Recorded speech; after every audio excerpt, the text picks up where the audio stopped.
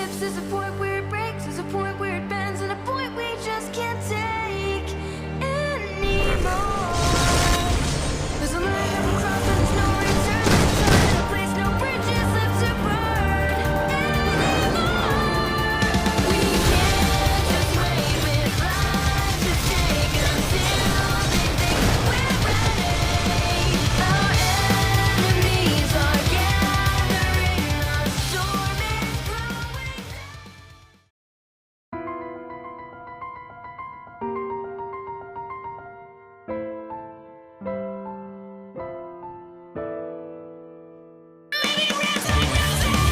Maybe it's the pull of love, the innocents were laying when in the end you failed to save them.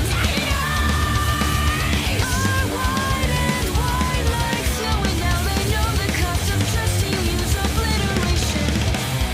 Mirrors will shatter, crushed by the weight of the world. Propellers collapse in shame. There'll be no rest, there'll be no love, there'll be no hero in the end who will rise above. And when it ends, the sky will cry. The shining light will sink in darkness, victory for hate incarnate, misery and pain for all. When it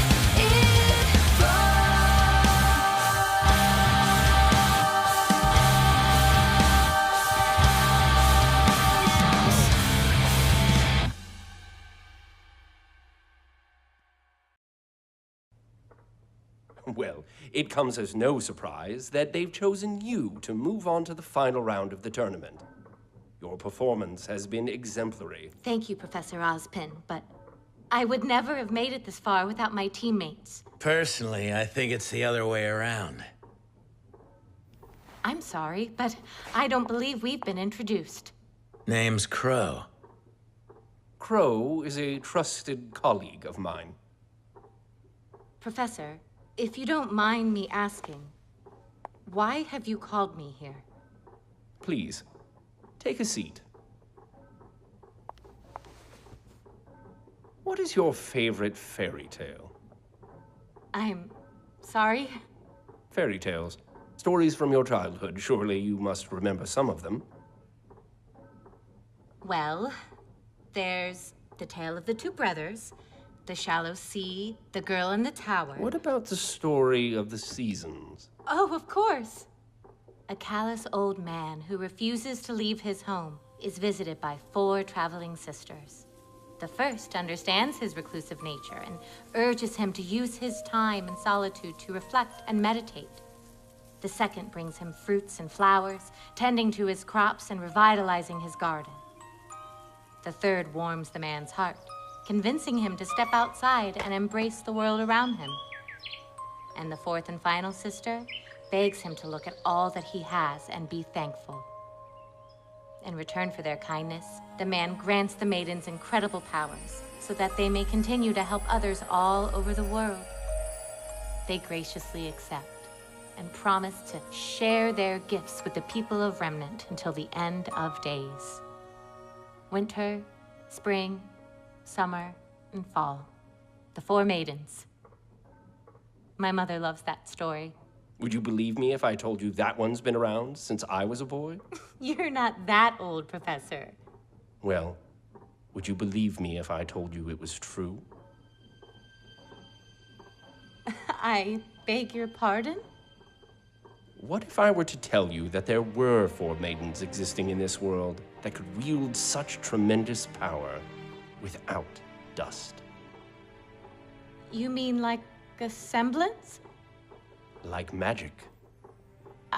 Yeah, first time hearing it's pretty crazy. You're serious? Do I look like I'm joking? No. Why are you telling me this?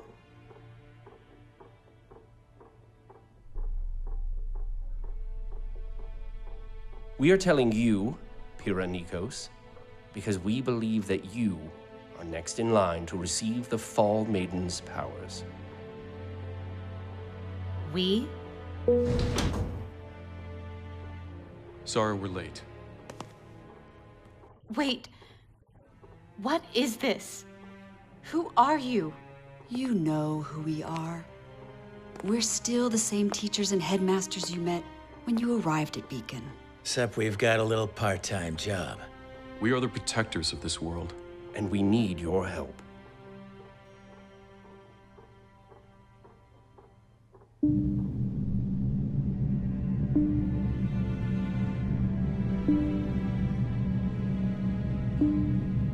Where are we going? The vault, under the school.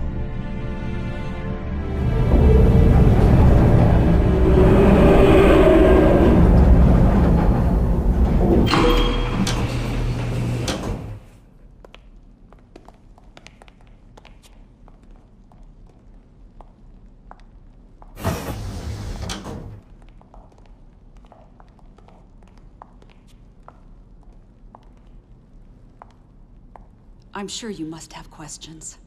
Maybe one or two. I still don't understand. You said I was next in line to receive the Maiden's power. What do you mean by that? The Maidens have existed for thousands of years. But much like in nature, the seasons change. No two summers are alike. When a Maiden dies, her power leaves her body and seeks out a new host, ensuring that the seasons are never lost and that no individual can hold on to the power forever. So, how does the power choose? Through a series of stupid and convoluted rules. Crow. Hey, don't get mad 'cause I'm right. At first, the only thing that was certain was that the powers were specifically passed on to young women. But as time went on, it was discovered that the selection process was much more intimate. Intimate? As we understand it now, when a maiden dies, the one who is in her final thoughts is the first candidate to inherit her power. Unless it's a dude or some old hag. Then the power goes to someone random, and our jobs get a lot harder. Why tell me all of this now? Why not wait until I've graduated? Honestly, we've run out of time. I don't know if you've noticed, but things are getting a lot scarier out in the world. Tensions are high. The Grim are growing stronger, more prevalent, and it's not gonna be much longer before this peace we've all been enjoying so much goes out the window. You're not talking about war. Not a war between nations. We can fill you in on the details once we know you're with us. For now, all you need to know is that one of the maidens was attacked, and for the first time in history, part of her power was stolen.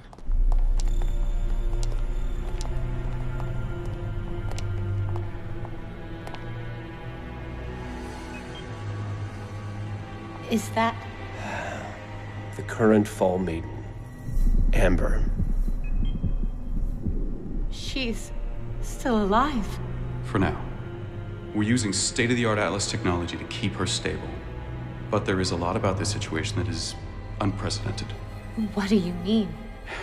Well, we don't know what will happen when she passes. Won't her power just transfer to the next host? Look who's been listening. She is smart. Under normal circumstances, yes. But this is a delicate situation. It's not uncommon for the last thoughts of the slain to be of their attacker. And to make matters worse, no one's ever seen the power split like this before. For all we know, it will seek out its other half. Her assailant. And that would not bode well for any of us.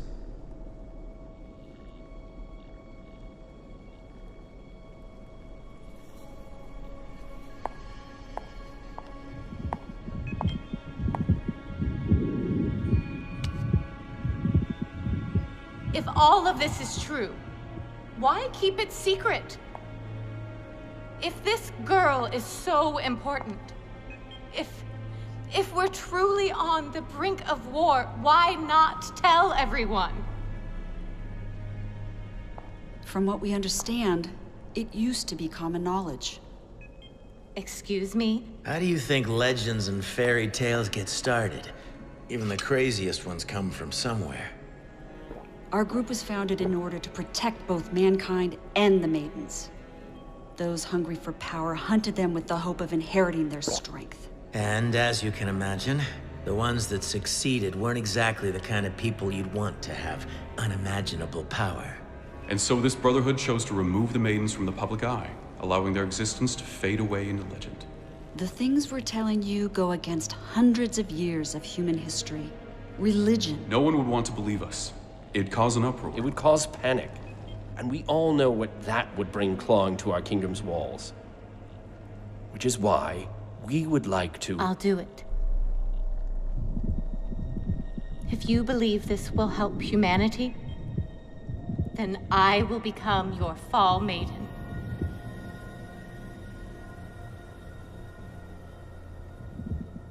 That's what you wanted, isn't it? It is. But I'm afraid it's not that simple.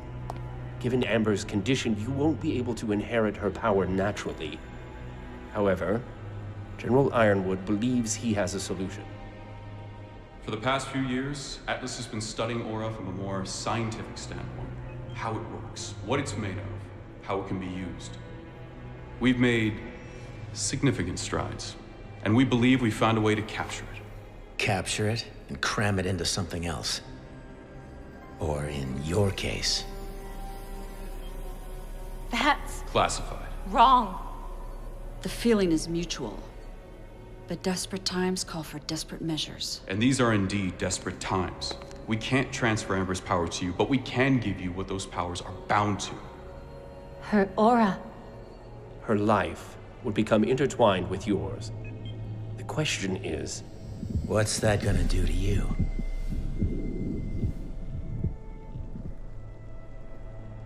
You have an important decision before you, Ms. Nikos. There's no guarantee this transfer will work, and there's no telling if you will be the same person if it does. I advise you to take time to think on this matter, but understand that before the Vital Festival is over, we will need your answer.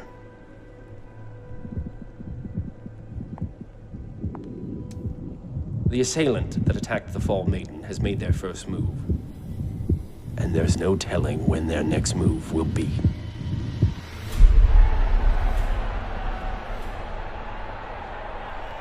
Now for the moment you've all been waiting for, the one-on-one finals!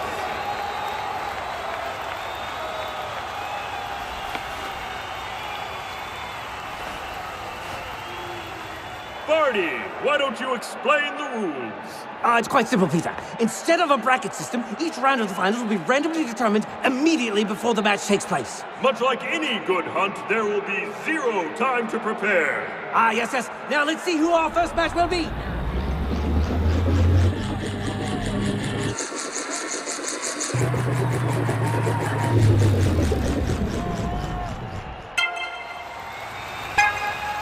Yang Xiaolong and Mercury Black. Break a leg, sis!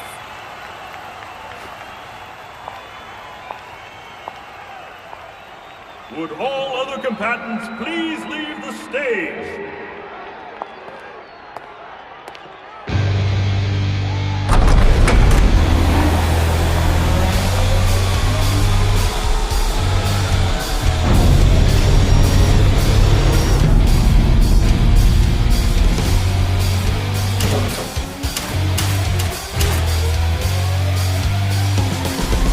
You better not go easy on me.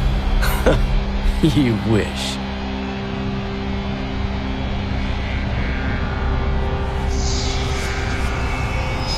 Three, 2, 1, fight!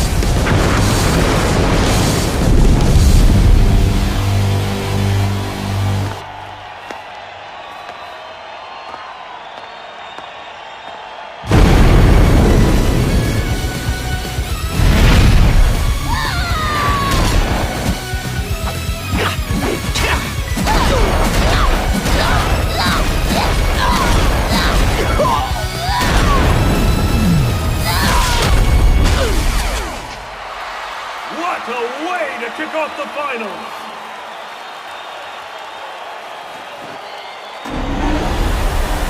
Yang Xiaolong wins!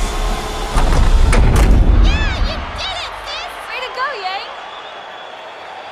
Better luck next time. There's not going to be a next time, Blondie.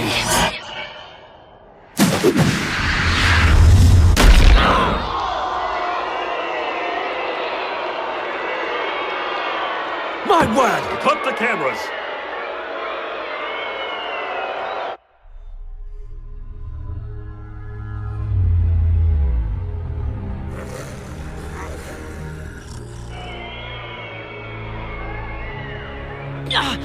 My leg!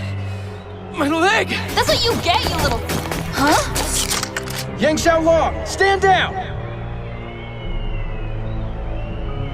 What? Why? Mercury! Why'd she do that? Why'd she attack me?